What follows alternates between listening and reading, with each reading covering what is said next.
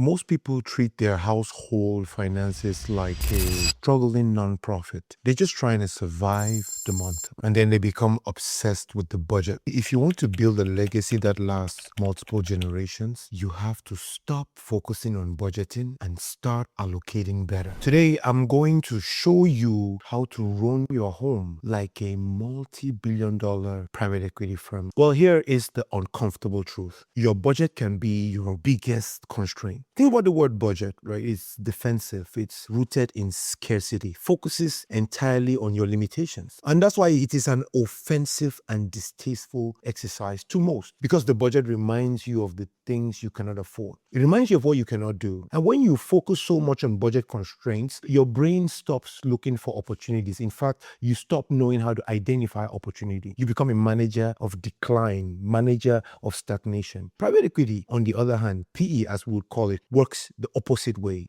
PE is offensive because a private equity firm doesn't buy a company to keep it the same. They buy it for the exit, right? They're looking for the version of that company that is 10 times more profitable than it is today. So rather than worry about budgets and savings and coupons and cuts, the PE mindset is worried about increasing the valuation of that family corporation that you're running. This mindset shift, it views budgeting as a discipline to protect the empire from waste, rather than a constraint that limits your plans. And that protection of waste creates the resources to expand that empire. To understand private equity, we have to look at when this model came about. The modern industry took off in the 70s, and 80s with pioneers like KKR, Kohlberg, Kravis, and Roberts. What did these private equity moguls realize? They realized many businesses were sitting on massive potential, but were being run inefficiently. They would raise capital, buy the company, restructure it, and scale it aggressively. So let's look at one example. Huge example, Blackstone. This is a private equity backed firm, meaning their capital is backed by assets pulled from accredited and high net worth individuals. It's in 2017, Blackstone acquired Hilton worldwide for $26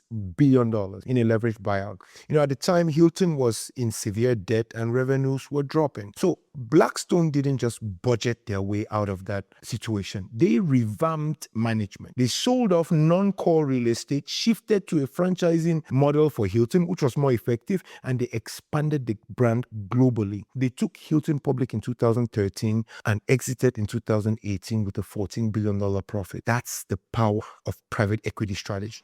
If you want to apply this to your household, you have to adopt some accounting language. You have to understand OPEX versus CAPEX. OPEX is your operating expenditures. These are the cost of staying alive. It's your groceries, your electricity, your Netflix, rent, car note. Right? In a PE firm, we ruthlessly optimize OPEX so that we can maximize the real hero, CAPEX. CAPEX, on the other hand, represents capital expenditure. This is what you spend to buy future cash flow. For a household, this isn't just spending money. It's deploying capital, buying a course to learn a high value skill. That's CAPEX. Investing in a side hustle. That's CAPEX. Investing in equipment to build a business. That's CAPEX. Buying income producing assets. That's CAPEX. See, most households will have 95% OPEX and maybe 5% CAPEX. A private equity household, it flips that ratio. You live lean on operations so you can be heavy on the acquisitions. Your CAPEX is deployed into assets where you have a core competency to manage, partner, and plan for an exit. Make sure you do not go into areas you don't understand just because they sound lucrative.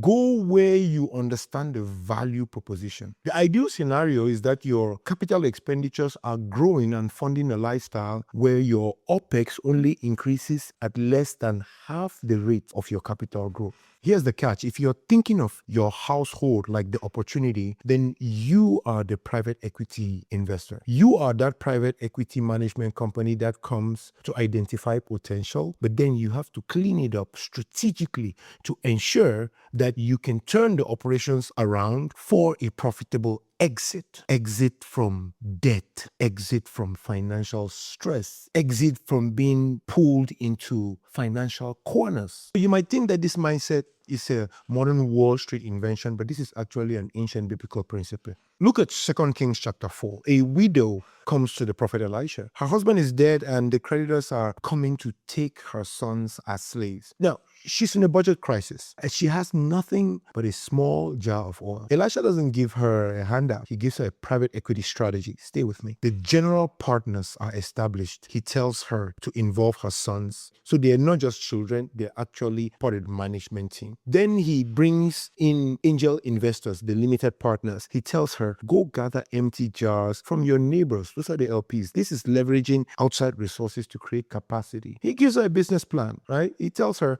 go inside, shut the door, and start pouring oil into those jars. The oil is the seed capital. It multiplies as it's being poured into vessels. Then he gives her the exit and allocation strategy. Finally, when the jars are full, he says, go sell that oil, pay your debts, and live on the rest. See, she didn't pray for the debt to disappear. She executed a plan to outgrow the debt. She moved from a widow's budget to a private equity owner's mindset. She paid her debt and created a profitable exit out of debt and poverty. If you are ready to stop managing your constraints and start managing your growth, I want you to do two things. First, comment the word allocator if you're committing to shifting your mindset this week. Second, I've put together a household capital allocation sheet. Very simple to help you identify your OPEX and CAPEX and then to see where you are in your allocation. You can find the link in the description. If you're new to my channel, I'm Bertrand Maimo. Here we are really focused on financial freedom through stewardship, solving complex cash flow issues and leading with excellence. These are not stories that you'd learn in a school. These are not experiences picked out of a book. These are experiences that are time tested. Lessons that I wish I learned when I was 13, 14, 16, 20, 25. And so you can support